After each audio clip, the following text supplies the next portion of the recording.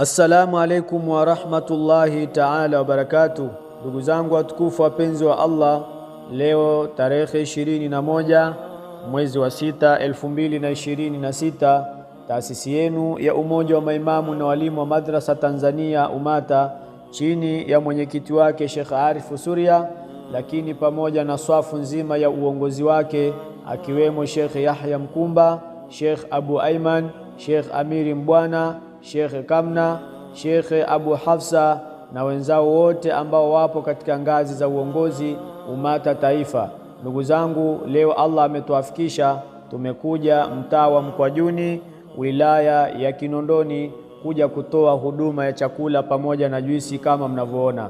Hii ni juhudi ambayo inafanywa na taasisi yenu ya Umata kila siku ya Mungu. Ndugu yangu Muislamu, wewe ambaye unafuatilia juhudi hii juhudi ni ya sote. Allah amekujalia kipato, toa kwa ajili ya kuwawezesha wale ambao ni wahitaji. Na Allah subhanahu wa ta'ala anatukumbusha sana katika jambo hili la kutoa. Allah anatuambia, alladhina yunfikuna amwalahum bil-laili wan-nahar sirran wa alaniyatan falahum ajruhum inda rabbihim, wale ambao wanatoa mali zao kwa usiku na mchana, lakini wanatoa kwa siri na kwa wazi.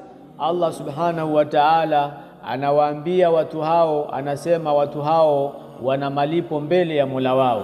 Lakini Mtume Muhammad sallallahu alaihi wasallam anatuambia, as-sadaqatu tudfi'ul khati'atan kama yudfi'ul ma'u an-naru, sadaka huzifuta dhambi zetu kama maji yanavozima moto.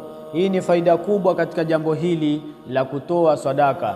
Mtume Muhammad sallallahu alaihi wasallam anatuambia, inna Allaha fi auni al-abdi ma kana al-abdu fi auni akhihi, hakika Mwenyezi Mungu humsaidia mja wake maadamu mja huyo anamsaidia ndugu yake. Kwa hiyo ndugu yangu, wewe unayefuatilia juhudi hii, toa kwa ajili ya kuwawezesha wale ambao ni wahitaji. Toa, lakini pia tunakukumbusha, changia kwa namba zinazopita hapo chini, sisi tutafikisha. Jazakumullahu khair wa hasan jazaa fi darain. Shukran.